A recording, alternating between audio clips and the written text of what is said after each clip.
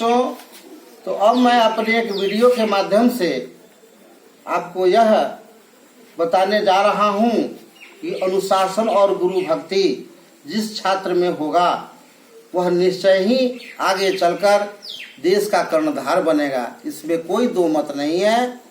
छोटी छोटी लघु कथाओं के माध्यम से मैं क्लास में आपका मनोरंजन तो हमेशा करता ही रहता हूँ, परंतु मुझे ये भी ध्यान रखना होता है कि आप अनुशासन में रहें। तो इसी से संबंधित एक कड़ी मैं आपके पास भेज रहा हूँ। इसको ध्यान से सुनेंगे, अपने चरित्र में उतारेंगे तो इससे आपका निश्चित रूप से आपके कीर्ति में, यश में वृद्धि होगी। तो बच्चों, आज मैं आपको आरुणि और धौम्य की एक लघु कथा आपके सामने रख रहा हूँ। प्राचीन काल में गुरु शिष्य के बीच जो संबंध था, अन्योन्याश्रय संबंध था, एक दूसरे पर आश्रित होते थे। शायद इसलिए उनके बीच इतना समरसता होता था, इतना प्रेम होता था। सोते जागते शिष्य हमेशा गुरु के बारे में सोचते थे, गुरु भी उदार होते थे, वे शिष्यों के बारे में सोचते थे।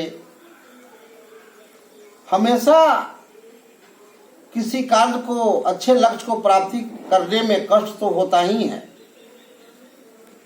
ऋषि धौम्य ने जब देखा कि आरुणि उनके प्रत्येक बात को अपना शुभ कार्य समझकर करता है, तो उन्होंने उसकी परीक्षा लेने की सोची।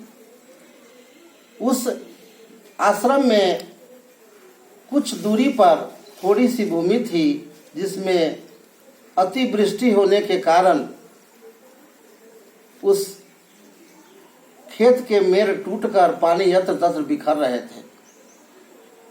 ऐसी दशा देखकर जब इनको विदित हुआ तो इन्होंने आरुणि को उस खेत में भेजा।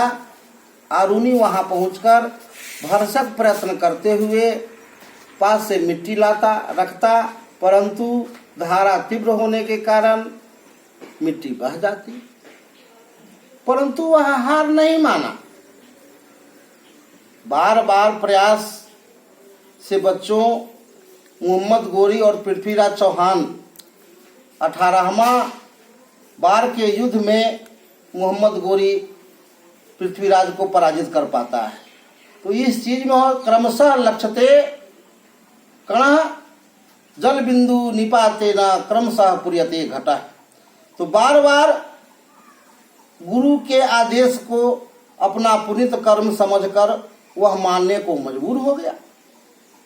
दूसरा कोई उपाय न देखकर वह स्वयं ही लेट गया, जो आधुनिक युग में अकल्पनीय है।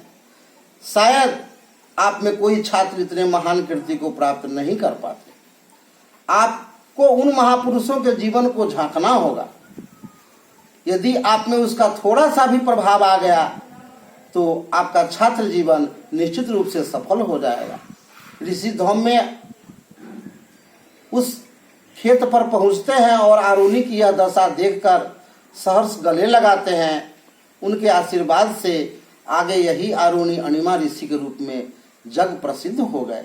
इन्होंने अनेक छंदों की, उपनिषदों की रचना की, जो आज हमारे आदर्श बने हुए हैं।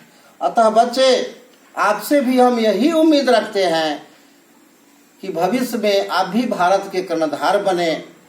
उसी आरुणि की तरह, ध्रुव की तरह, प्रहलाद की तरह आप भी देश, समाज, सबके कल्याण करता हो, सबके रक्षक हो। थैंक यू बच्चों।